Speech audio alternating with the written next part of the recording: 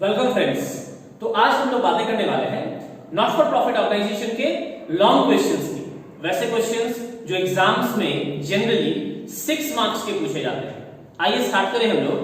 देखिए हमारा जो पहला लॉन्ग क्वेश्चन है हमारे प्रैक्टिस मैनुअल में वो है क्वेश्चन नंबर 21।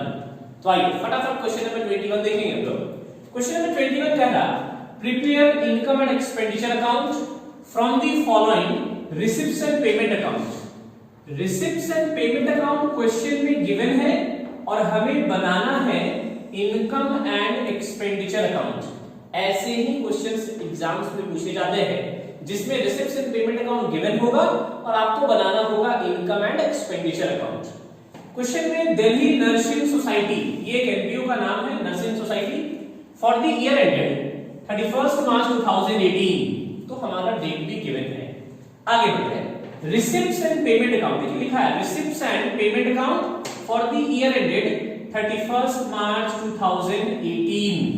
जैसे ही क्वेश्चन ने कहा 31 मार्च 2018 तो इसका मतलब ये हुआ कि हमारा ईयर स्टार्ट हुआ है 1 अप्रैल 2017 और ये साल हमारा खत्म होगा 31 मार्च 2018। ये हो गया हमारा करंट ईयर 1 अप्रैल 2017 से 31 मार्च 2018। आगे बढ़ते हैं। डेबिट साइड, जैसा हमने पहले भी डिस्कस कर लिया है कि रिसिप्ट्स एंड पेमेंट के डेबिट साइड में सारे रिसिप्ट होते हैं और क्रेडिट साइड में सारे के सारे पेमेंट होते हैं। तो आइए फटाफट देखिए जरा। सबसे पहले टू बैलेंस बीडी, याद करिए शुरुआत के क्लासेस में मैंने आपको बता दिया था कि बैलेंस बीडी मतलब ओपनिंग बैलेंस। ओपनिंग बैलेंस किसका? कैश और बैंक लिखा हुआ है, कैश एट बैंक। तो ये ओपनिंग बैलेंस है। याद रखिएगा ये जो ओपनिंग बैलेंस है कैश और बैंक का, ये कभी भी इनकम एक्सपेंडिचर में नहीं जाता है ना। तो ये बैलेंस शीट का आइटम है। ओपनिंग बैलेंस शीट में जाता है, क्लोजिंग बैलेंस शीट में। तो ये जो आइटम है ये इनकम एक्सपेंडिचर का आइटम नहीं है, इसे हमें नहीं ले जाना है। छोटा सा क्रॉस लगा दिया ताकि आप जान ले कि ये इनकम एक्सपेंडिचर में नहीं जाता, कभी भी नहीं जाता। टू सब्सक्रिप्शन, बोला जाए सब्सक्रिप्शन रेवेन्यू नेचर का आइटम है। सिर्फ सब्सक्रिप्शन लिखा है, सब्सक्रिप्शन के बाद कोई ऑब्जेक्टिव नहीं लिखा, ऐसा नहीं लिखा सब्सक्रिप्शन फॉर बिल्डिंग। अगर लिख देता subscription for building, subscription for library, subscription for match, तो ये स्पेसिफिक हो जाता और ये चला जाता बैलेंस शीट में लाइब्रेरी साइड। लेकिन अगर सिर्फ सब्सक्रिप्शन है तो ये रेवेन्यू नेचर का इनकम है, ये जाएगा इनकम एंड एक्सपेंडिचर अकाउंट में क्रेडिट साइड। तो अमाउंट हमारा गिवन है। फीस फ्रॉम नॉन मेंबर्स, कुछ नॉन मेंबर्स है जिनसे फीस वसूला गया। याद रखिएगा जनरली कोई भी फीस रेवेन्यू नेचर का होता है ना, फीस अक्सर लेते हैं हम लोग, तो ये फीस भी हमारा इनकम एंड एक्सपेंडिचर में जाएगा, है ना। तो ये सब्सक्रिप्शन भी जाएगा, ये देखिए टिक लगा देना, ये फीस भी जाएगा। फिर बोला गवर्नमेंट ग्रांट, क्वेश्चन साइलेंट है, क्वेश्चन बता नहीं रहा कि ये जो गवर्नमेंट ग्रांट है ये रेवेन्यू नेचर का है या कैपिटल नेचर का है। क्वेश्चन पूरी तरह से यहां पे क्या है, साइलेंट। तो अगर गवर्नमेंट ग्रांट साइलेंट है तो फिर आप इसे रेवेन्यू भी मान सकते, आप इसे कैपिटल भी मान सकते, आप जो भी माने आप एक नोट जरूर लगाएं। सर गवर्नमेंट ग्रांट क्यों देती है? बहुत सारे यूनिवर्सिटीज, लाइब्रेरीज, है ना, कई सारे कॉलेजेस, स्कूल्स वगैरह चलाए जा रहे जिसे गवर्नमेंट सपोर्ट कर रही है। कोई एनपीओ, कोई नॉन गवर्नमेंट ऑर्गेनाइजेशन चला रहा तो सरकार भी उसे ग्रांट यानी उसे पैसों से या नॉन मॉनेटरी बेनिफिट से हेल्प करती है। तो ये गवर्नमेंट ग्रांट है। आइए इस सवाल में हम गवर्नमेंट ग्रांट को रेवेन्यू नेचर का मानते हुए इनकम एक्सपेंडिचर में ले जा रहे, क्योंकि यहां पर ये नर्सिंग सोसाइटी है। कैसी सोसाइटी है? नर्सिंग मतलब जो डॉक्टर्स वगैरह के लाइन के होते हैं, मेडिकल। और मेडिकल हॉस्पिटल या नर्सिंग में गवर्नमेंट जो ग्रांट देती है वो मेडिसिन के लिए, है ना, वो वहां के छोटे मोटे इक्विपमेंट्स के लिए, हो सकता है नर्स या डॉक्टर्स के पेमेंट के लिए। तो ये अक्सर मिलता है, रेवेन्यू नेचर का होगा। स्कूल कॉलेजेस में अक्सर मिलता है, टीचर के सैलरी के लिए, है ना, बच्चों के स्कूल के फीस के लिए अक्सर मिलता है।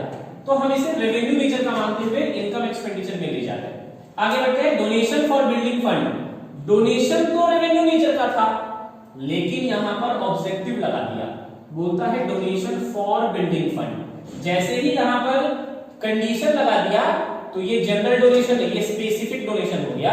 और मैंने पहले भी बताया था स्पेसिफिक डोनेशन इनकम एक्सपेंडिचर में नहीं जाता, ये जाएगा बैलेंस शीट में लायबिलिटी साइड। हमें तो बैलेंस शीट बनाना नहीं है, इसका मतलब ये तो नहीं जा रहा, ये भी इनकम एक्सपेंडिचर में नहीं जाएगा। इंटरेस्ट, भाई इंटरेस्ट तो रेगुलर बेसिस पर आता है, तो इंटरेस्ट जाएगा, ये इनकम है।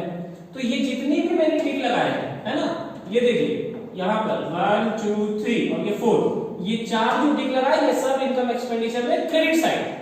जो भी रिसीव पेमेंट में डेबिट साइड है वो इनकम एक्सपेंडिचर में कहां जाएगा, क्रेडिट साइड। तो ये 4 जाएंगे और जो दोनों मैंने क्रॉस कर दिया वो नहीं जाएंगे। यहां आते हैं सैलरीज ऑफ नर्सेस। सैलरी तो रेगुलर है, हर महीने देनी पड़ती है, तो ये एक रेवेन्यू नेचर का पेमेंट है, इनकम एक्सपेंडिचर में जाएगा, debit side. Board, laundry and domestic help. देखिए लॉन्ड्री मतलब कपड़े वगैरह धोने के खर्चे एंड ऑल, ये सब नॉर्मल, ये रेवेन्यू नहीं है, मतलब रेकरिंग नेचर का है, रेगुलर होता है, तो ये सब खर्चा होता रहता है। रेंट, रेट्स, टैक्सेस, ये सब तो बचपन से ही पढ़े, तो रेंट, किराया, टैक्सेस ये तो रेगुलर देना पड़ता है। कॉस्ट ऑफ कार, कार हो रहा है, कार एसेट होता है, व्हीकल्स में आता है, और क्योंकि हमने कार में खर्च किया, कार खरीदा आप बोल सकते हो। कॉस्ट ऑफ कार मतलब कार का कीमत, इसका मतलब जरूर कार खरीदा है, और अगर कार खरीदा है तो ये एसेट है, ये बैलेंस शीट में जाएगा, एसेट साइड, ये इनकम एक्सपेंडिचर में नहीं जाएगा, इसलिए क्रॉस लगा दिया। एक्सपेंसेस ऑफ कार, देखिए कार एसेट है, कार खरीदेंगे तो फिर ये आपका रेवेन्यू नेचर का नहीं है, कार खरीदेंगे तो ये कैपिटल नेचर का है, ये बैलेंस शीट में जाएगा।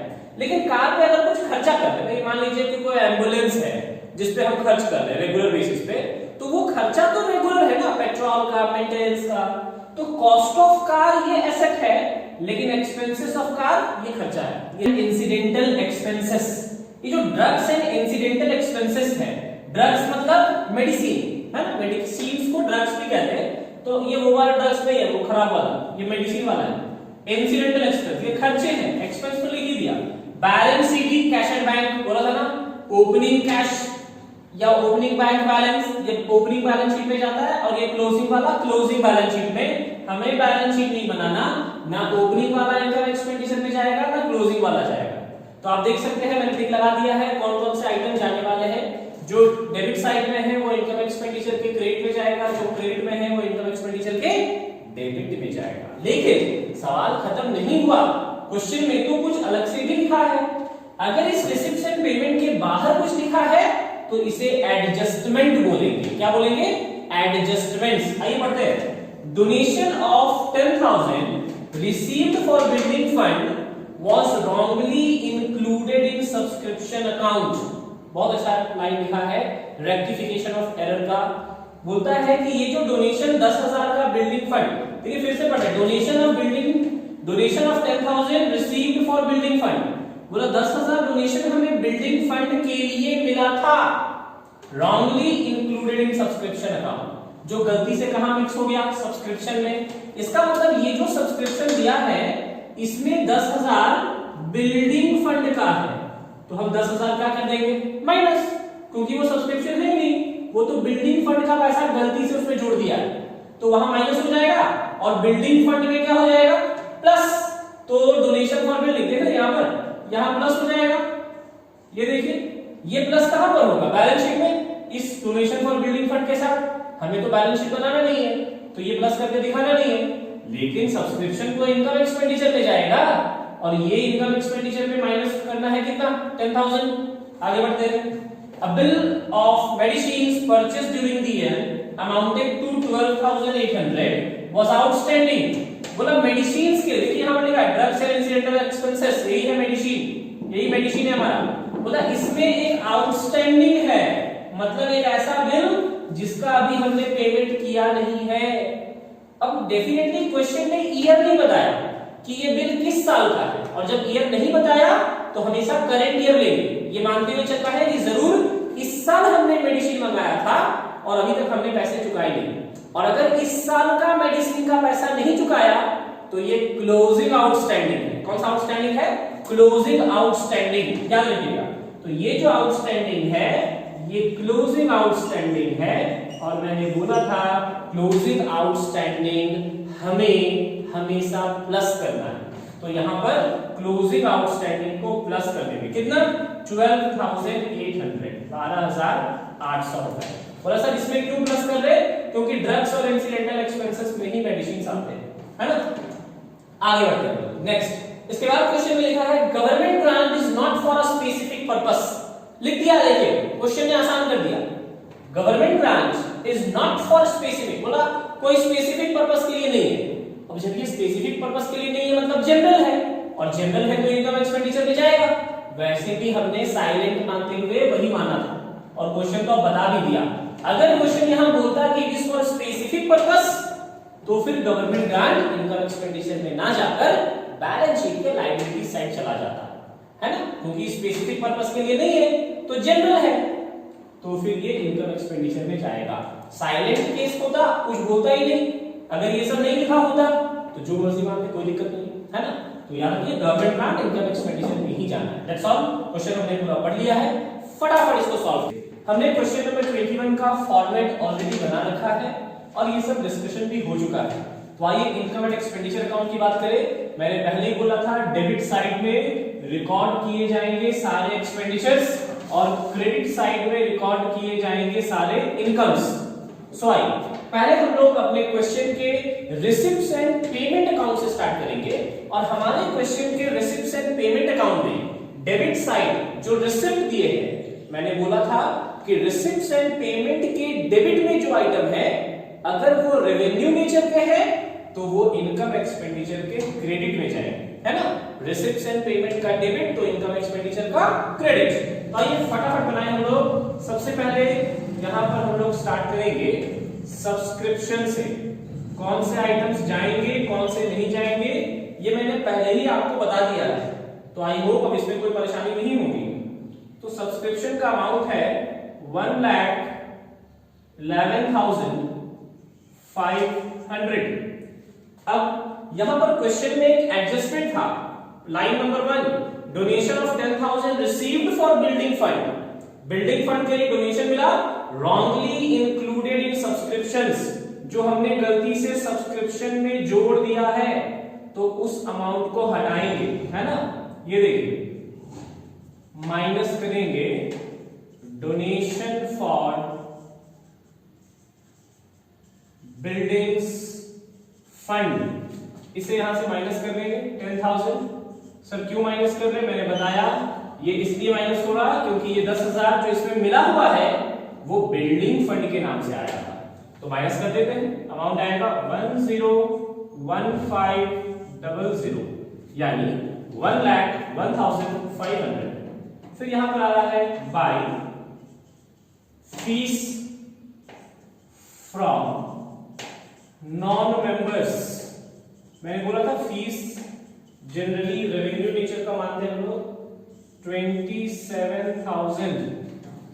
फिर यहां पर एक और नाम है गवर्नमेंट ग्रांट, और क्वेश्चन के एडजस्टमेंट में आप देखिएगा लास्ट टाइम में government grant is not for specific purpose, क्योंकि ये स्पेसिफिक पर्पस का नहीं है, मतलब ये जनरल नेचर का है। जनरल नेचर मतलब रेवेन्यू नेचर, इसलिए हम इनकम एक्सपेंडिचर अकाउंट में इसको प्रेजेंट कर रहे हैं। आगे बढ़ते हैं। डोनेशन फॉर बिल्डिंग फंड, ये एक स्पेसिफिक डोनेशन है, ये नहीं जाएगा। इंटरेस्ट जाने वाला है बाय इंटरेस्ट, क्योंकि इंटरेस्ट रेवेन्यू नेचर का होता है, अक्सर मिलता है रेगुलरली 3,800।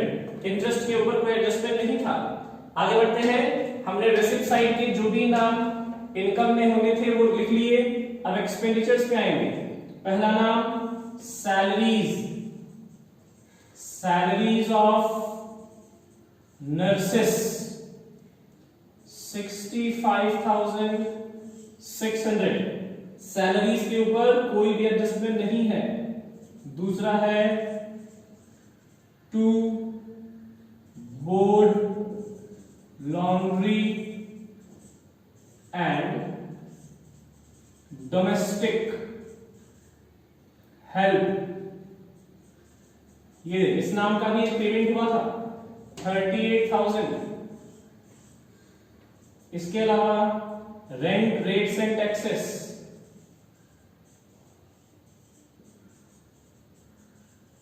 ये है हमारा 20,000। इसके अलावा कॉस्ट ऑफ कार, बोला था ना कॉस्ट ऑफ कार नहीं जाएगा, कार खरीदा वो हमारा रेवेन्यू नेचर का है, सॉरी कार खरीदा कैपिटल नेचर का है, लेकिन कॉस्ट ऑफ कार के नीचे है एक्सपेंसेस ऑफ कार, ये मैंने बोला था जाएगा, ये रेवेन्यू नेचर का है। Drugs and incidental expenses, drugs and incidental expenses ये जाएंगे 67,000। और यहां पर ऐड करना है एडजस्टमेंट में second line, a bill of medicine purchase during the year 12,800 were outstanding bill for medicines drugs के अंदर ही आते हैं। 67,000 में 12,800 रुपए प्लस कर दिए जाएंगे। प्लस क्यों कर रहे हैं? क्योंकि आउटस्टैंडिंग है, ये करंट ईयर का है, क्वेश्चन साइलेंट है मतलब करंट ईयर, प्लस कर रहे हैं हम लोग। ये देखिए ऐड कर देते हैं 0 0 8 9 7, तो ये आएगा 79,800। एक बार ये भी लिख लिया, क्लोजिंग बैलेंस कैश का तो जाएगा नहीं। सारी चीजें होने के बाद है ना, एक बार जरूर चेक कर लेना है कि कहीं एडजस्टमेंट में कोई छूट तो नहीं गया। तो डोनेशन फॉर बिल्डिंग हमने माइनस कर दिया, आउटस्टैंडिंग मेडिसिन का बिल हमने ऐड कर दिया और गवर्नमेंट ग्रांट हमने यहां लिख दिया, मतलब कुछ भी छूटा नहीं। एक बार सारी चीजें हो गई तो इसे भी टोटल करेंगे, इसे भी टोटल करेंगे कि यहां पर आ रहा 2,32,300 और इधर जब हमने टोटल किया तो अमाउंट आ रहा 2,87,400। तो इन दोनों ही अमाउंट में देख रहे हैं आप, इन दोनों ही अमाउंट में ये वाला अमाउंट ज्यादा बड़ा रहा।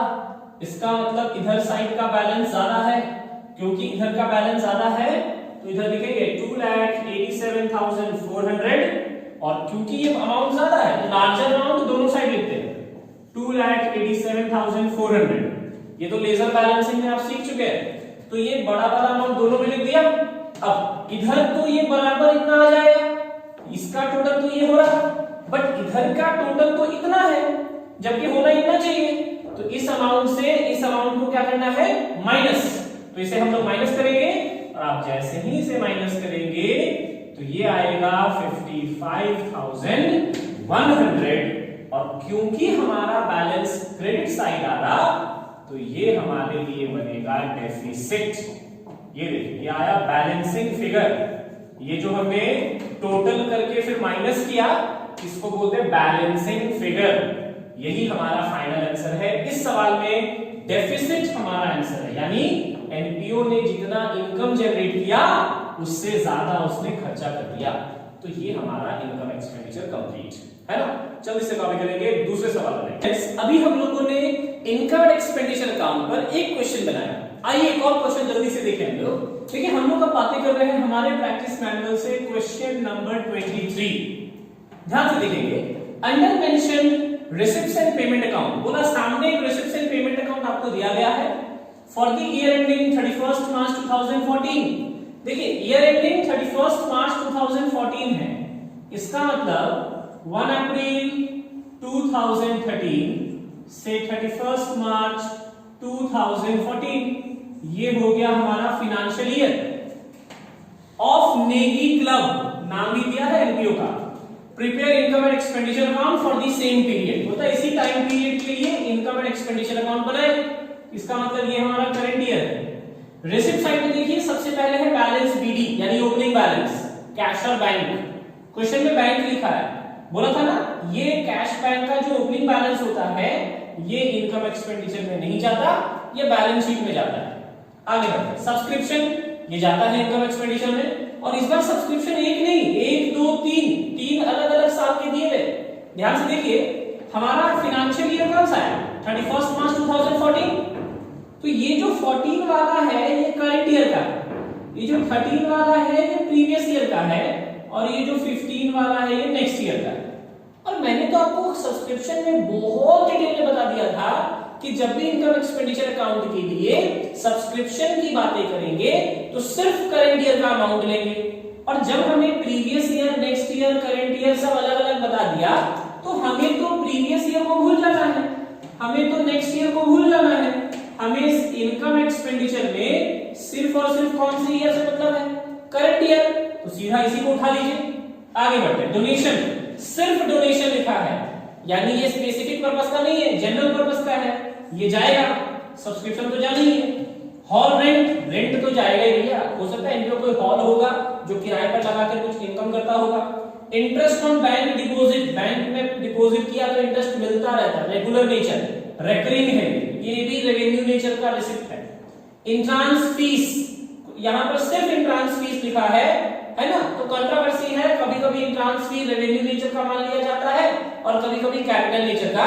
अगर क्वेश्चन पूरी तरह से साइलेंट है और अमाउंट छोटा है, बहुत ज्यादा नहीं है, तो आप इसे रेवेन्यू नेचर का मान सकते हैं या फिर आप इसे कैपिटल भी मान सकते हो। जो भी माने एक नोट जरूर लगाए। क्वेश्चन को आगे पढ़ के हम लोग देखेंगे कि इंट्रांस फी का क्या करना है ना। आगे बढ़ते हैं, फर्नीचर, पेमेंट साइड में पहला नाम फर्नीचर। देखिए फर्नीचर खरीदा है, और अगर हमने फर्नीचर खरीदा है तो ये एसेट है, और एसेट इनकम एक्सपेंडिचर में नहीं जाता, बैलेंस शीट में जाता है, तो ये फर्नीचर नहीं जाएगा। सैलरी जाएगा, टेलीफोन एक्सपेंस जाएगा, इलेक्ट्रिसिटी चार्ज जाएगा, पोस्टेज जाएंगे। देखिए ये चारों इसलिए जाएंगे क्योंकि ऐसे खर्चे हैं जो अक्सर होता रहता है। परचेज ऑफ बुक्स, बुक्स हमेशा एसेट्स होते हैं, आपकी किताबें आपकी संपत्ति है ना, तो बुक्स एसेट्स होते हैं, सालों साल चलते हैं, लॉन्ग टर्म बेनिफिट है, ये बैलेंस शीट में एसेट साइड जाएंगे। एंटरटेनमेंट एक्सपेंस खर्चा है, एक्सपेंस लिखा है। परचेज ऑफ 5% गवर्नमेंट पेपर, ये इन्वेस्टमेंट है, याद रखिएगा, ये जो गवर्नमेंट पेपर, गवर्नमेंट बॉन्ड इस तरह से लिखता है ना, ये इन्वेस्टमेंट्स है और ये बैलेंस शीट में एसेट साइड जाता है। By miscellaneous expense, miscellaneous expense मतलब छोटे मोटे खर्चे, ये भी जाएंगे। बैलेंस शीट मतलब क्लोजिंग बैलेंस, किसका, कैश और बैंक, ये नहीं जाएगा, ये बैलेंस शीट में जाता है, एसेट साइड है ना, ना ही ओपनिंग बैलेंस जाता है ना क्लोजिंग बैलेंस जाता है। तो देखिए हमने अभी क्वेश्चन पढ़ के ये पता कर लिया कि किसे किसे ले जाना है इनकम एक्सपेंडिचर में और किसे नहीं ले जाना है। जो हमने टिक लगाया वो इनकम एक्सपेंडिचर में जाएगा, क्योंकि हमें सिर्फ इनकम एक्सपेंडिचर बनाना है, तो बैलेंस शीट की बात करने की जरूरत ही नहीं है। ये देखिए हमारा क्वेश्चन अभी खत्म नहीं हुआ था, ये क्वेश्चन का अगला हिस्सा। क्वेश्चन में आगे भी लिखा है following additional information are available, क्योंकि पेज कब पढ़ गया था तो दूसरे पेज में है। तो देखिए बोलता अलग से भी कुछ इंफॉर्मेशन दिए गए हैं। क्या इंफॉर्मेशन, सबसे पहला point number 1, salaries outstanding, salary outstanding है ना, कुछ नहीं बोल रहा कौन से साल का, जब कुछ नहीं बोला तो ये क्लोजिंग आउटस्टैंडिंग, साइलेंट है तो हमेशा करंट ईयर का मानना है, जब भी क्वेश्चन साइलेंट होगा करंट ईयर का मानेंगे। एंटरटेनमेंट एक्सपेंसेस आउटस्टैंडिंग, एक और एडजस्टमेंट, फिर से ये क्लोजिंग आउटस्टैंडिंग है, और बोला था ना क्लोजिंग आउटस्टैंडिंग क्या होता है, प्लस बैंक इंटरेस्ट रिसीवेबल। ठीक है, रिसीवेबल का मतलब मिलना अभी बाकी है, इसी को बोलते हैं अक्रूड। रिसीवेबल के लिए एक शब्द यूज होता है अक्रूड, और एक तरह से आउटस्टैंडिंग भी बोल सकते हैं आप, है ना, ये भी प्लस होगा, ये क्लोजिंग आउटस्टैंडिंग यानी क्लोजिंग रिसीवेबल है। सब्सक्रिप्शन एक्रूड, देखिए एक्रूड बोल रहा है, एक्रूड मतलब आउटस्टैंडिंग है ना, एक्रूड और आउटस्टैंडिंग एक ही चीज है, एक्रूड मतलब भी ड्यू, आउटस्टैंडिंग भी ड्यू। तो सब्सक्रिप्शन एक्रूड आउटस्टैंडिंग डेट नहीं लिया, इसका मतलब ये क्लोजिंग आउटस्टैंडिंग है। कौन सा आउटस्टैंडिंग, क्लोजिंग, ये भी क्या हो जाएगा प्लस, ये भी जो रिसीवेबल है ना ये भी एक्रूड बोले तो क्लोजिंग आउटस्टैंडिंग, आउटस्टैंडिंग बोलिए एक्रूड बोलिए एक ही बात है, प्लस होगा। 50% of entrance fees are to be capitalized, ये देखिए बहुत काम की चीज बोला, ये जो इंट्रांस फी अभी आपको मिला था रिसिप्ट एंड पेमेंट अकाउंट में, बोलता उसका आधा 50% क्या करना है, कैपिटलाइज। कैपिटलाइज का मतलब क्या, आप उसको कैपिटल नेचर का मान लीजिए, तो आधा जब कैपिटल नेचर का मानेंगे तो आधा कौन से नेचर का बन जाएगा, रेवेन्यू। दो ही तो होता है भैया, एक रेवेन्यू होता है एक कैपिटल होता है। जब आधा मैंने कैपिटल मान लिया तो आधा क्या मानेंगे, रेवेन्यू, तो आधा हाफ जाएगा इनकम एक्सपेंडिचर में।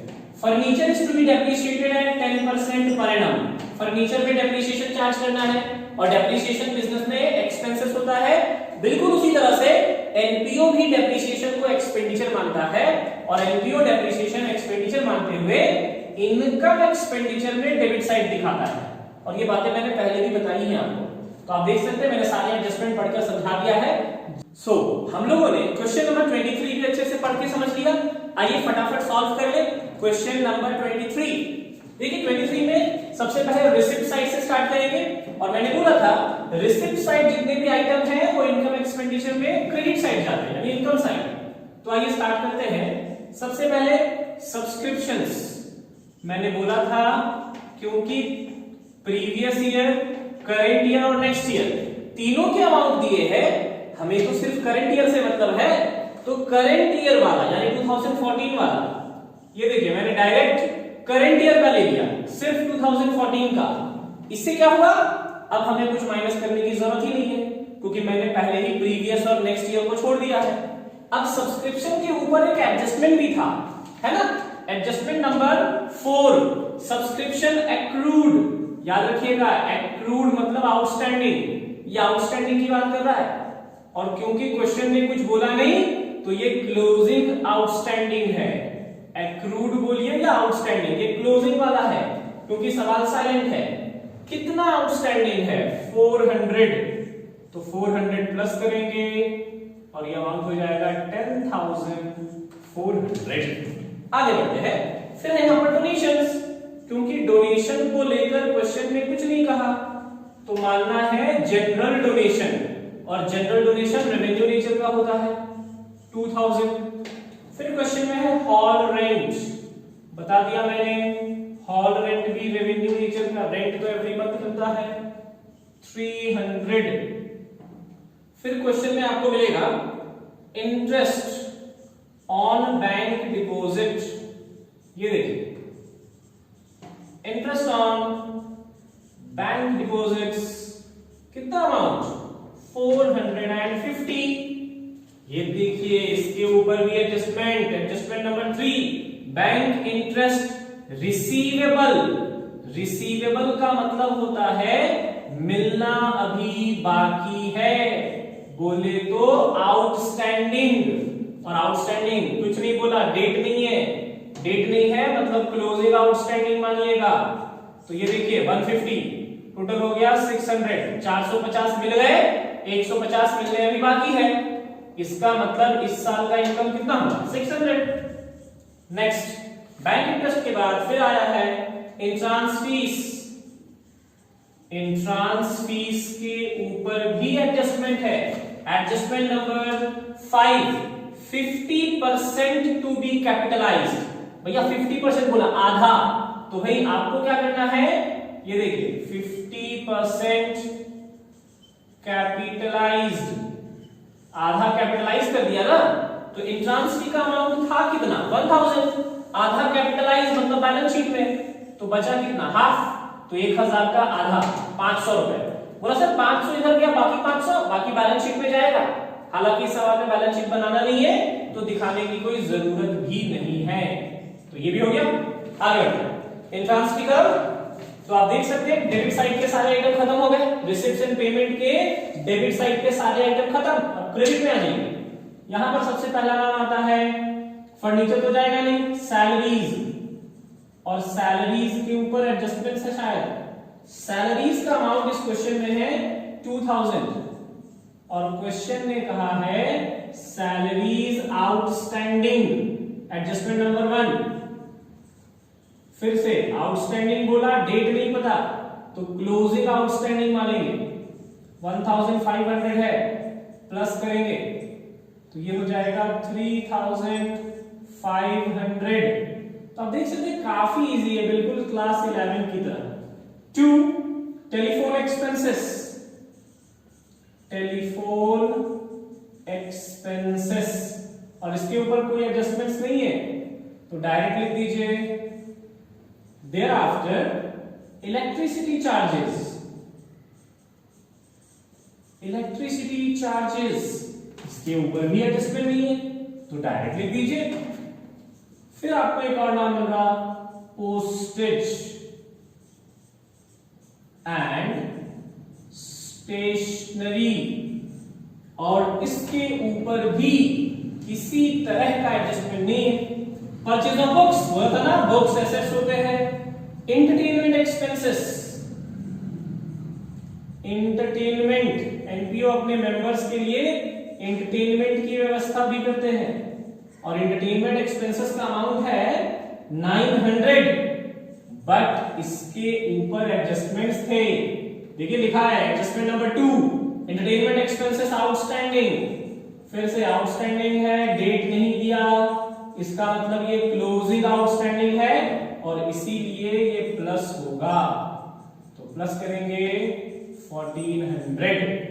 एंटरटेनमेंट एक्सपेंसेस के बाद है परचेज ऑफ 5% गवर्नमेंट पेपर। याद रखिएगा मैंने बता दिया था 5% government paper, government bonds, government paper, government bonds, ये सब इन्वेस्टमेंट होते हैं और अगर हमने इन्वेस्ट किया तो मुझे वहां से इंटरेस्ट मिलेगा और इंटरेस्ट का रेट भी दिया है 5% इंटरेस्ट मिलेगा, क्योंकि इंटरेस्ट मिलेगा तो ये इनकम है।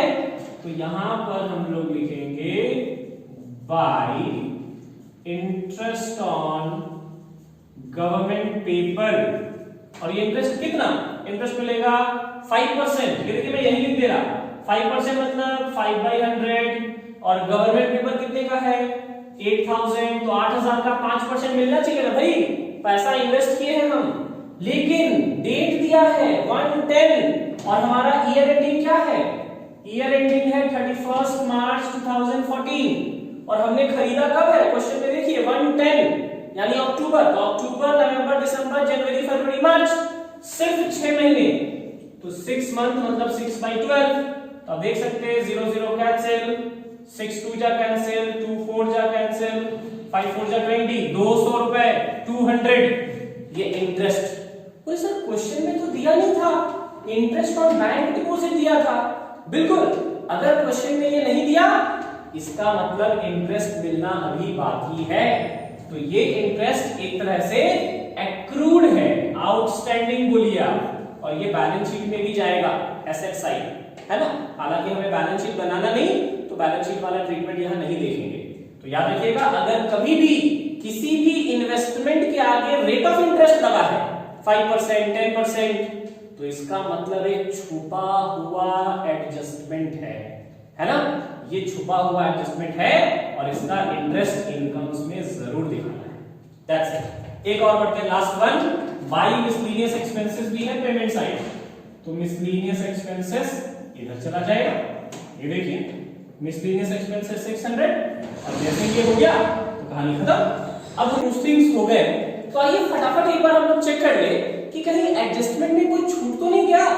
देखिए एडजस्टमेंट का देखिए पहला है सैलरी आउटस्टैंडिंग, सैलरी आउटस्टैंडिंग का ट्रीटमेंट हो चुका, दूसरा है एंटरटेनमेंट एक्सपेंसेस आउटस्टैंडिंग, इसका भी ट्रीटमेंट हो चुका, तीसरा है बैंक इंटरेस्ट रिसीवेबल, है ना, ये देखिए इसका भी ट्रीटमेंट हमने कर दिया, फिर है सब्सक्रिप्शंस अक्रूड, इसका भी ट्रीटमेंट कर दिया, फिर है 50% एंट्रांस फी कैपिटलाइज्ड, आधा हमने कैपिटलाइज मानते हुए हटा दिया, और आखिरी था furniture to be depreciated at 10% per annum. Depreciation charge नहीं किया, डेप्रिसिएशन क्या होता है एक्सपेंस, तो एक्सपेंडिचर में एक और नाम जाएगा टू डेप्रिसिएशन, ये देखिए to depreciation at the rate 10% furniture के ऊपर। बोले सर फर्नीचर कहां है, आप अपने रिसेप्शन पेमेंट अकाउंट में देखिए क्रेडिट साइड, बोले तो पेमेंट साइड पहला नाम फर्नीचर 5000 का है तो 5000 का फर्नीचर और रेट ऑफ डेप्रिसिएशन कितना है 10%, बोले तो 10/100। लेकिन फिर सवाल में ट्विस्ट है, क्वेश्चन में डेट लगा दिया 1/7/2013, 7 बोल रहा है, 7 बोले तो जुलाई, तो देख रहे 7 8 9 10 11 12 यानी दिसंबर, और जनवरी फरवरी मार्च, तो आप अगर 17 से 31 3 कैलकुलेट करेंगे 9 मंथ्स हो रहा है, इसका मतलब इसके ऊपर 9 मंथ्स का डेप्रिसिएशन, बोले तो 9/12, तो आइए 9/12 कर ले, 0 0 कैंसिल, 3 3 जा 9, 3 4 जा 12, और अब देखिए 4 से काट देते इसको, 4 से ये कर रहा है 125, और 125 को 3 से मल्टीप्लाई करेंगे तो ये आएगा 3 5 जा 15, 3 2 जा 6 और 3 1 जा 3, बोले तो 375, तो डेप्रिसिएशन भी हो गया। अब हमारा काम क्या बचा, अब कुछ नहीं, एक बार टोटलिंग कर लीजिए फिर बैलेंसिंग कर लीजिए, पता चल जाएगा कि सरप्लस आ रहा है या डेफिसिट। अगर डिफरेंस डेबिट में आया तो सरप्लस, अगर डिफरेंस क्रेडिट में आया तो डेफिसिट। तो जल्दी से हम लोग इसे बैलेंस करेंगे, है ना। और देख रहे हैं ये अगर आप बैलेंस करेंगे तो आपको दिख रहा होगा 10 2 12 6 5 11 2 13 16 और 14। ये देखिए ये टोटल आ रहा है 14,000। ये देखिए कितना इजी, फटाफट कैलकुलेशन हो रहा है 14,000। और अब इधर हम लोग टोटल करेंगे,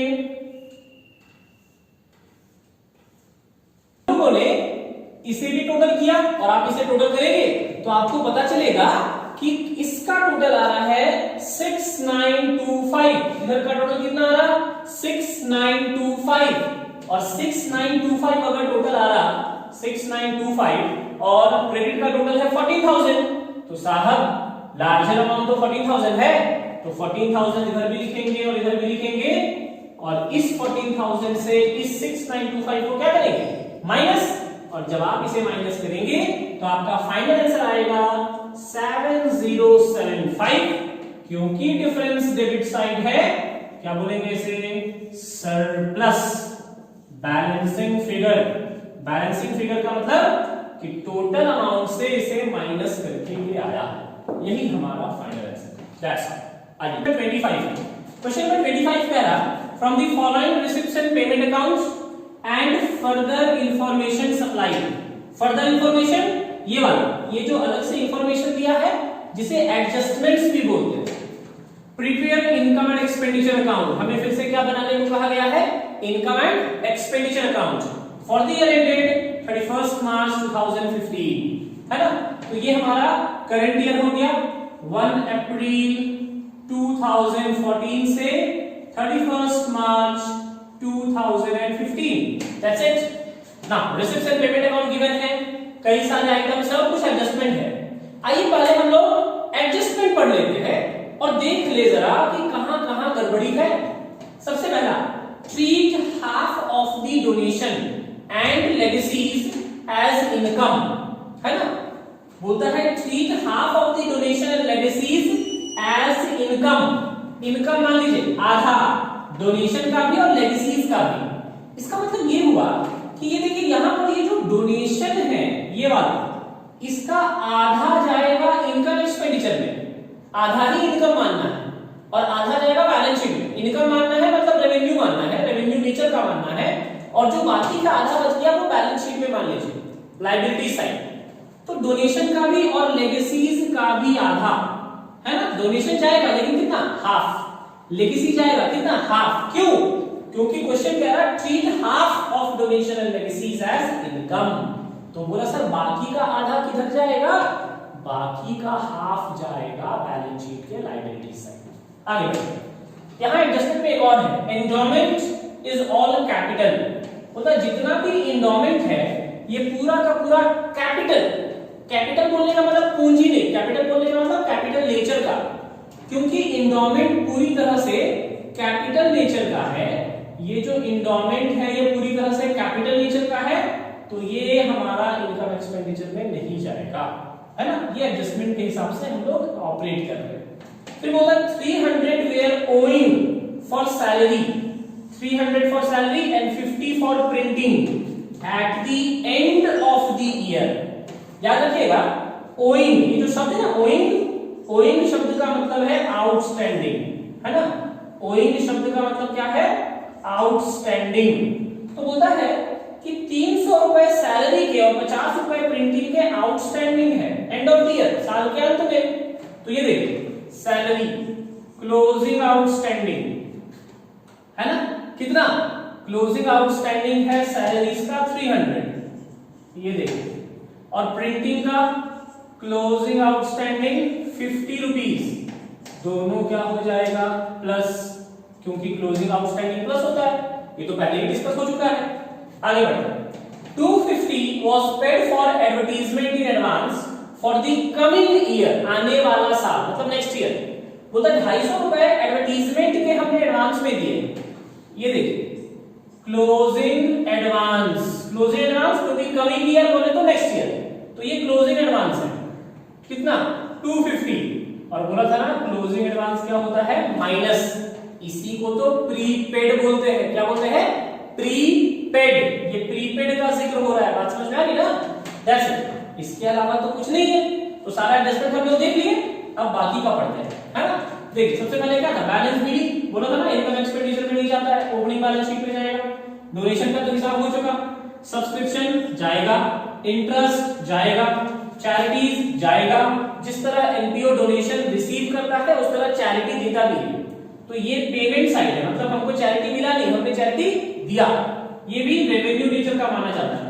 रेंट 9 मंथ्स, बहुत ज्यादा अलर्ट रही है, 9 महीने का रेंट।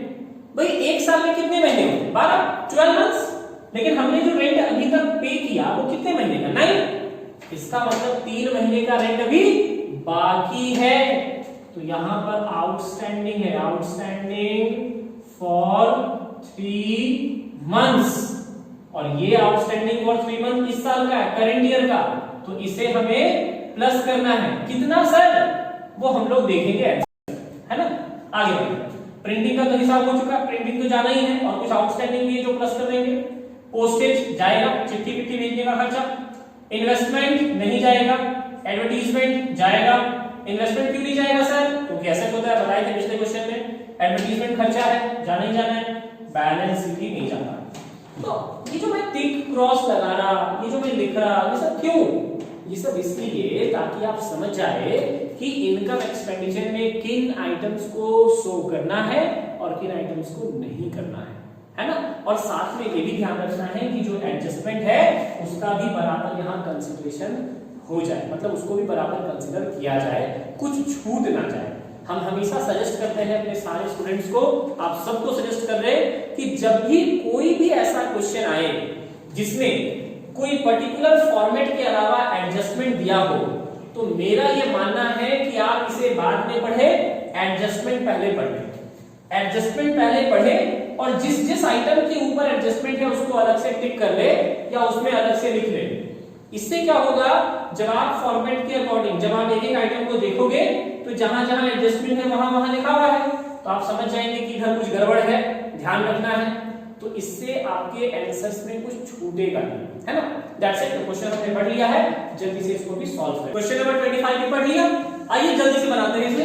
क्वेश्चन नंबर 25 फिर से एक बार हम लोग रिसिप्ट साइड से स्टार्ट करेंगे, और रिसिप्ट में जो पहला नाम है जो हमारा रेवेन्यू नेचर का माना जाएगा, डोनेशंस, बाय डोनेशंस, और डोनेशन का अमाउंट है 8000, और आप देख सकते हैं कि डोनेशन के ऊपर एडजस्टमेंट है।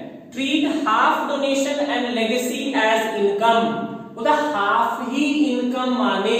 तो भाई 8000 का टोटल डोनेशन है, आधा ही ना इनकम माना जा रहा, मतलब हाफ एज इनकम, आधा इनकम मानना है।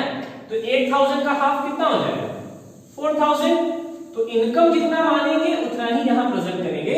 और सर बाकी का 4000, बाकी का 4000 बैलेंस शीट में जाएगा, लायबिलिटी साइड। हालांकि इस सवाल में बैलेंस शीट नहीं बनाना है तो उस 4000 को नहीं दिखाया जाएगा, है ना? आगे बढ़ते हैं। फिर है सब्सक्रिप्शंस, बाय सब्सक्रिप्शंस, और सब्सक्रिप्शंस का अमाउंट है 4000, और सब्सक्रिप्शंस के ऊपर कोई एडजस्टमेंट नहीं है इस बार, तो लिख दिया 4000। फिर है यहां पर बाय एंडोमेंट, और आप देखिए ना एडजस्टमेंट में लिखा हुआ है एंडोमेंट इज ऑल कैपिटल। इस क्वेश्चन के खत्म होने पर हम आपको बताएंगे कि एंडोमेंट क्या होता है।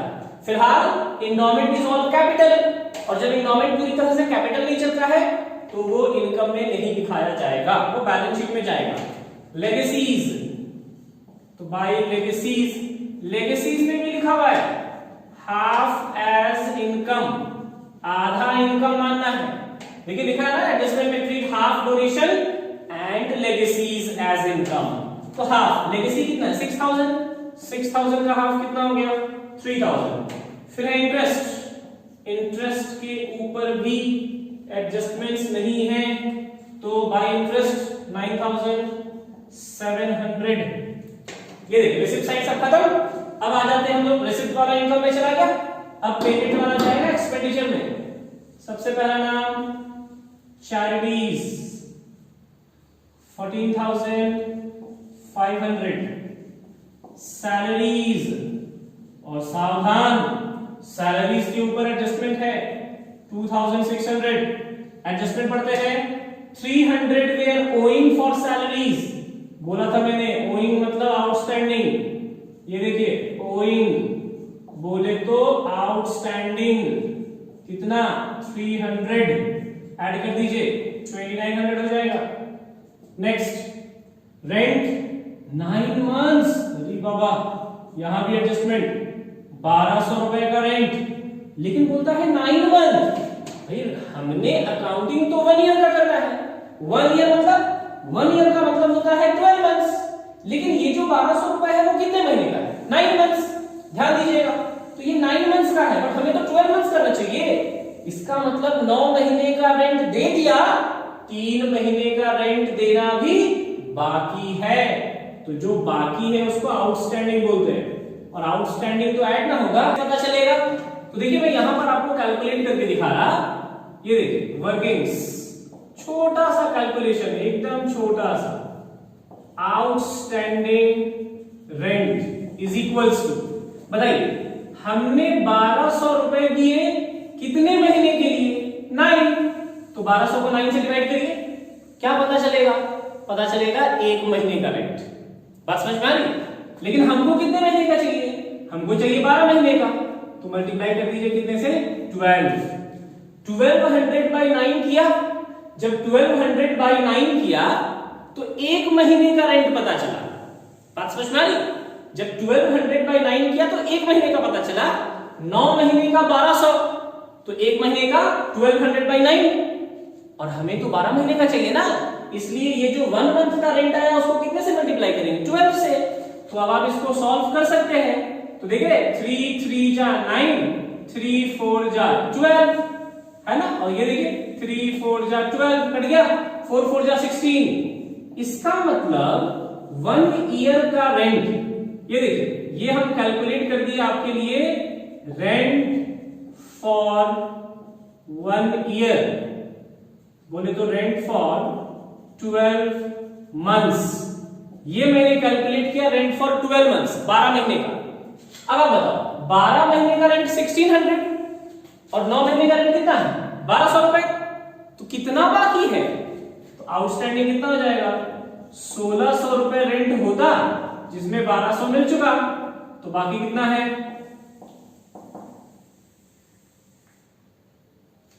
बाकी है हमारा 400 रुपए, 400, तो यही 400 रुपए रेंट यहां पर आउटस्टैंडिंग दिखाया जाएगा। 400 प्लस करेंगे, टोटल रेंट कितना जाएगा? 600। बात समझ में आ रही? बोले सर इतना कैलकुलेशन करना पड़ेगा? बिल्कुल भी नहीं, इतना करने की कोई जरूरत नहीं है, आप रफ में शॉर्टकट में करें, यहां डायरेक्ट लिख दे, नो प्रॉब्लम, इतना लिखना भी काफी है ना। ये तो बस आपके नॉलेज के लिए मैंने बता दिया, इस कैलकुलेशन को करने के और भी तरीके हैं, शॉर्टकट में भी किया जा सकता है, बस मैंने आपके कॉन्सेप्ट के लिए बता दिया।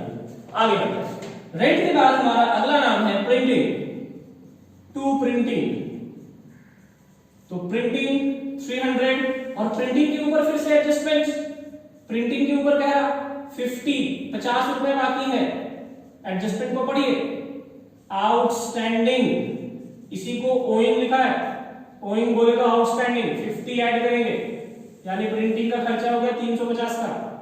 टू पोस्टेज, पोस्टेज पे कोई एडजस्टमेंट नहीं है, पोस्टेज 100 का है। फिर आता है टू एडवर्टीजमेंट, एडवर्टीजमेंट्स के ऊपर एडजस्टमेंट है, 1000 का एडवर्टीजमेंट, और बोलता है 250 was paid for advertisement in advance for coming year।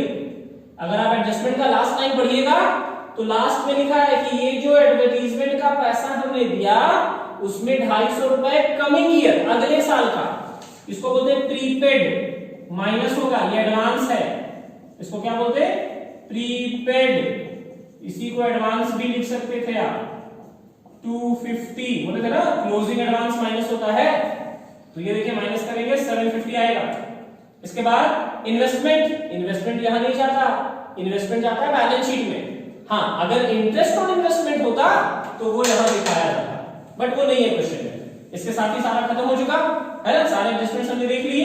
एक बार सारा हो गया फिर से टोटल करेंगे और फिर से देखेंगे कि सरप्लस आ रहा या डेफिसिट। देख सकते हैं कैलकुलेट करके कि जब आप इसे कैलकुलेट करेंगे तो क्रेडिट का अमाउंट ज्यादा आएगा 20,700।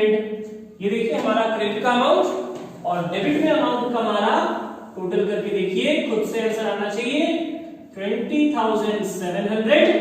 क्योंकि हमारा डेबिट साइड का बैलेंस कम है तो डिफरेंस डेबिट में आना है, और जब डिफरेंस डेबिट में आता है तो उसे क्या बोलते हैं, सरप्लस, और ये सरप्लस आएगा 500। मैंने चेक कर लिया है, आप चेक करना ना भूले, जरूर कैलकुलेट करें। इसी के साथ ये सवाल भी खत्म है ना।